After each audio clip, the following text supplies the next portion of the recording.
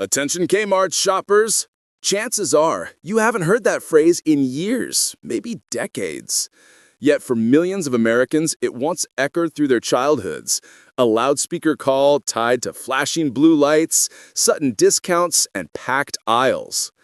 Kmart's blue light specials were iconic. Out of nowhere, a spinning police-style light would flicker on. A voice would announce a flash sale. People didn't just shop. They waited around hoping to catch one. It was brilliant marketing. Keep customers in store longer, move unwanted stock faster, and build a brand that stuck in people's minds. And for a while, it worked. But today, no one's crowding around a flashing light at Kmart. In fact, most people don't even know if blue light specials still exist. That's how far the brand has faded. Kmart was once the #2 retailer in America. It was the store people relied on.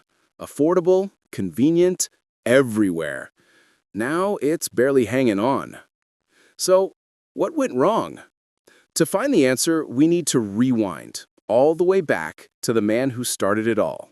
Sebastian S. Kresge launched the original business in the late 1800s. Back then, it wasn't called Kmart. It was Kresge's, and it sold goods for 5 or 10 cents. Dirt cheap, even by the standards of that time. It wasn't until 1962 that the first official Kmart opened in Garden City, Michigan. That store became legendary, and later symbolic, because in 2017, it quietly shut its doors. Locals weren't surprised. Even Jack Ketter, chair of the Garden City Historical Commission, admitted he hadn't shopped there in years. He said, "The quality just changed. I stopped buying anything there." Kmart's decline didn't happen overnight, but it started with a simple truth. The store that once set trends stopped evolving. The first Kmart store officially opened its doors in 1962 in Garden City, Michigan. That moment marked a new chapter, not just for the Crest Company, but for American retail. The idea took off fast.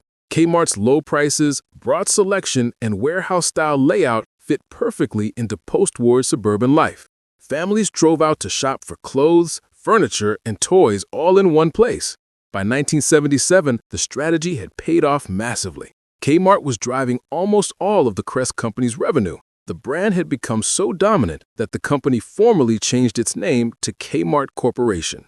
By the late 1980s, Kmart had fully transformed. The original 5-and-dime roots were gone. What remained was a retail giant focused solely on Kmart stores, which now blanketed the country.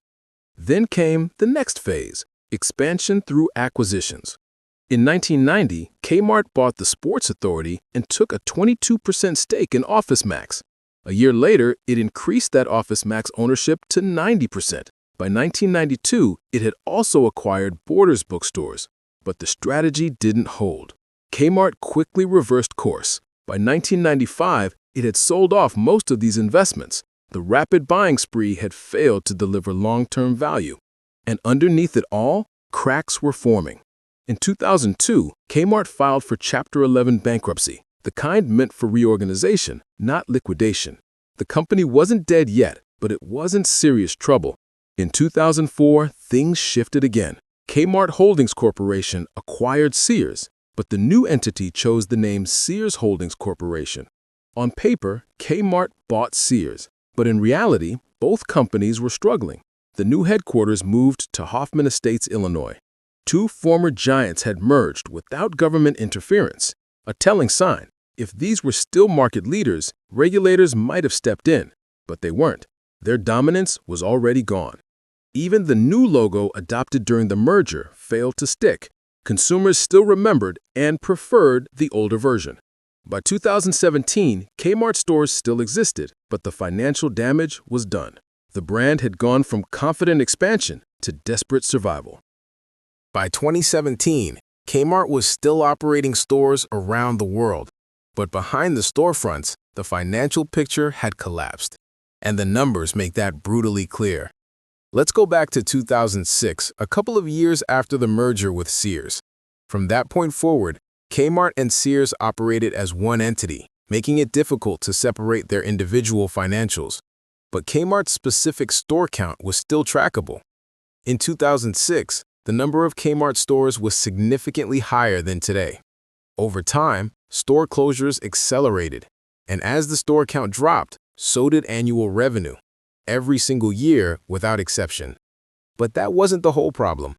Even among the stores that remained open, sales per store declined, meaning it wasn't just about fewer locations, the existing ones were underperforming too.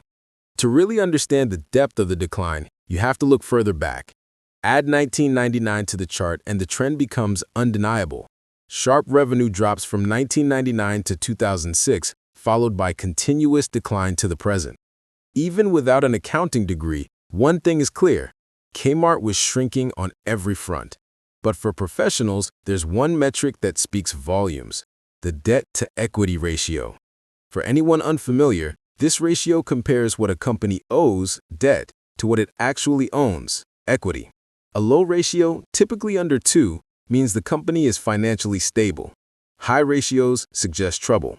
When equity goes negative, the ratio breaks down entirely. That's exactly what happened here. Until around 2010, Kmart's numbers were manageable. But then the debt skyrocketed, and equity turned negative.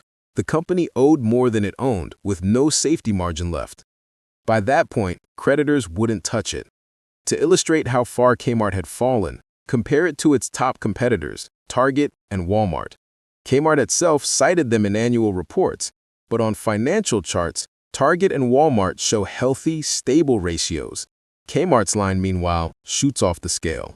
Even net income, the bottom line number, turned consistently negative since 2011, a pattern that rarely ends in survival.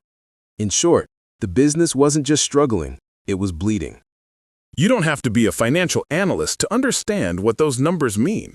But if you are one, the situation is even more alarming. In recent SEC filings, Kmart's own language reflects it clearly. Our historical operating results indicate substantial doubt related to the company's ability to continue as a going concern. Translation: even Kmart isn't sure it can survive. This wasn't just typical business fluctuation. The signs were systemic. By the time they reached negative equity, they had passed the tipping point. In a normal shutdown, a company sells off its assets, pays its debts, and walks away with whatever's left. But Kmart, if liquidated, its assets wouldn't even cover the debt. So imagine you're a lender asked to loan money to this company. You check the books and realize they're already underwater. Would you give them more credit? Of course not. That's why Kmart couldn't raise capital. It had nothing left to borrow against. And this financial collapse wasn't happening in a vacuum. Remember, Kmart had always positioned itself as a direct competitor to Walmart and Target. But by every key metric, sales, growth, profitability, it was being obliterated. While those rivals streamlined operations, modernized stores, and expanded online, Kmart remained stuck in time. To the average person, this decline might sound like just another retail story. But within the numbers is a deeper truth, a business that lost its grip on reality. People often heard headlines like, "Kmart posts negative earnings for the 6th straight year," and shrugged.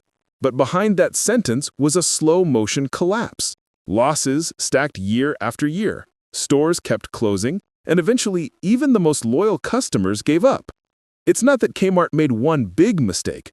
It made hundreds of small ones and ignored them. So the question remains, what actually happened? The answer, in the end, is brutally simple. So what happened to Kmart? After all the charts, ratios, and filings, the true answer is painfully obvious.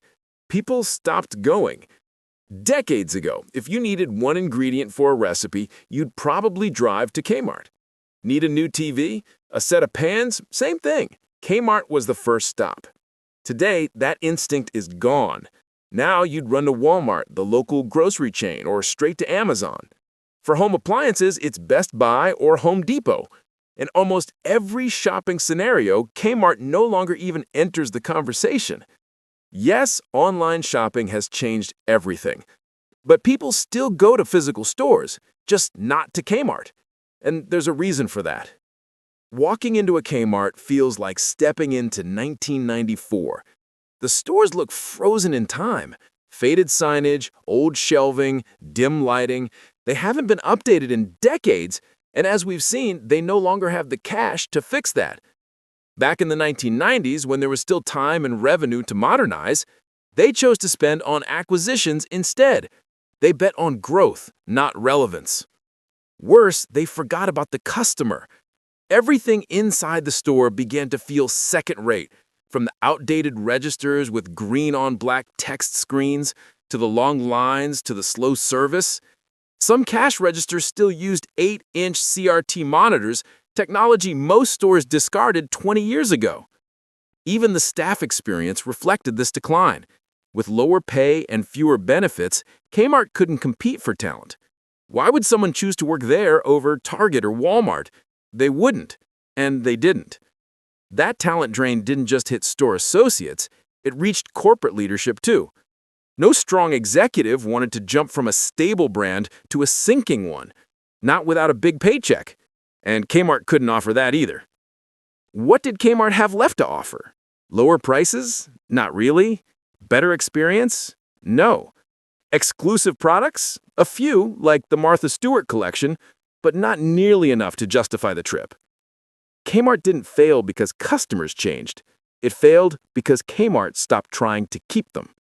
In 1990, Walmart overtook Kmart to become the second largest retailer in America, and over the next 17 years, it never looked back. For those who still remember the old Kmart, it's hard not to feel a sense of loss. No one's pretending it was a magical place, but it was the place to go when you needed something simple. Diapers, batteries, back-to-school shoes. It was dependable. It was familiar. And for many families, it was part of a weekly routine. Some recall the blue light specials as exciting. Others remember the huge parking lots, the clunky carts, the smell of plastic in the toy aisle. These details were never glamorous, but they were real. Kmart was woven into everyday American life. Even those with fond memories have mostly moved on. The Kmart they remember doesn't exist anymore. And the stores that still do, a handful scattered across the country, are barely recognizable. The decline wasn't just economic, it was emotional. When a brand like Kmart collapses, it's not just about failing spreadsheets or empty shelves. It's about something deeper, the slow erosion of trust. People stopped going, not because they hated the brand, but because it stopped giving them a reason to stay. And Kmart knew it. In its 2006 annual report, the company admitted, "Our success depends on our ability to differentiate ourselves from our competitors with respect to shopping convenience, a quality assortment of available merchandise, and superior customer service." But by then, it was already too late. Kmart offered none of those things anymore. Convenience was gone. Product selection was thin. Customer service was inconsistent at best. The store had stopped evolving, and the customer had moved on. Now, Kmart stands as a warning, a story of what happens when a company prioritizes scale over substance, expansion over experience. Once a household name, now a fading echo. And if you ever want to walk into a Kmart again, you might want to do it soon, because chances are your next visit could be your last.